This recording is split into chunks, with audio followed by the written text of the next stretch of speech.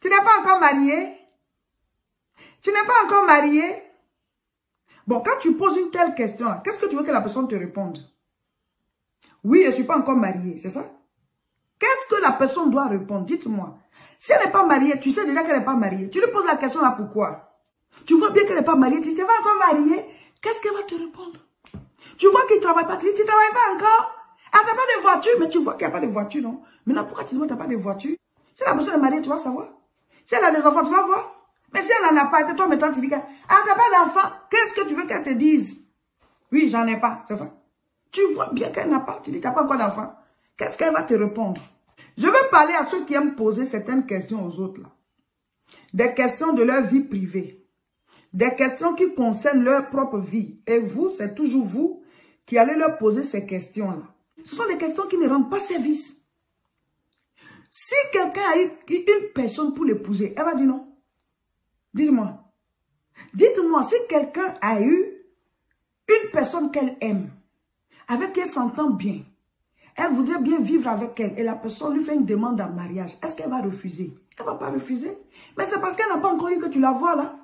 C'est parce qu'elle n'a pas encore eu l'occasion de se marier que tu la vois, qu'elle n'est pas mariée. Maintenant, quand toi tu poses la question pour dire que tu n'es pas encore mariée, bon, cette question-là, c'est quoi son but?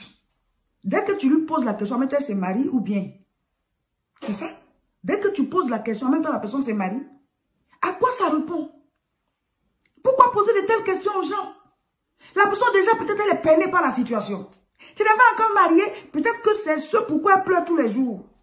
Peut-être qu'elle vient de vivre une déception. Peut-être qu'elle était sur le point de se marier, ou bien il était sur le point de se marier, quelque chose s'est passé. C'est toi qui avais demandé, tu n'es pas encore mariée? Attends, tu vas lui trouver un fiancé? Tu vas lui trouver une fiancée? Pourquoi poser ces questions-là? Soutenez les gens en prière, c'est mieux. Les intentions. Voilà.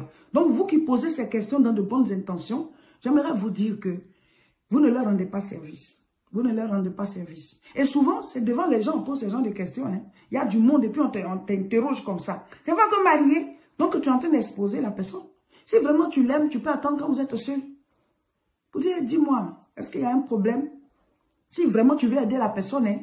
Mais si tu ne peux pas l'aider, ne pose pas la question. Juste, vous voulez juste que les gens vous exposent leur vie. Et quand vous en savez là, vous allez être obligé d'aller expliquer à quelqu'un d'autre. Donc laisse la personne avec ses problèmes. Laisse la personne avec ses problèmes.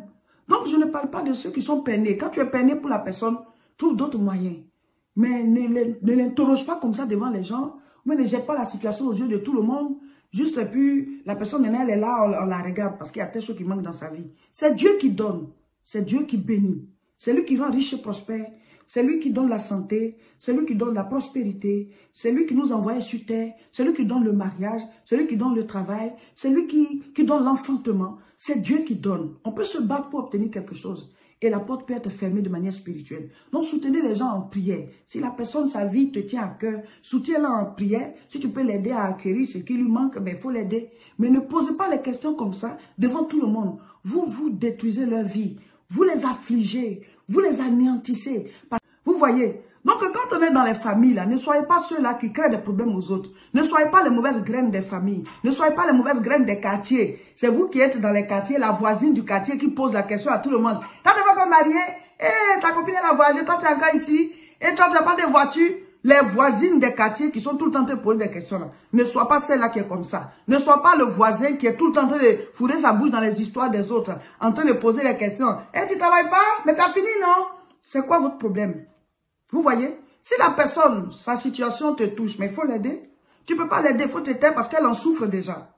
La personne en souffre déjà. C'est comme ça. Ou bien soutiens-la en prière. Mais quand on pose la question comme ça, puis souvent c'est devant tout le monde, mais ça répond à quel but? C'est comme si vous voulez narguer la personne, vous voulez l'exposer, vous voulez remuer le couteau dans sa plaie. C'est ça? Proverbe 10, verset 22. C'est la bénédiction de l'Éternel qui enrichit et il ne la fait suivre d'aucun chagrin. Voilà, mes frères, mes sœurs. C'est la bénédiction de l'Éternel qui enrichit.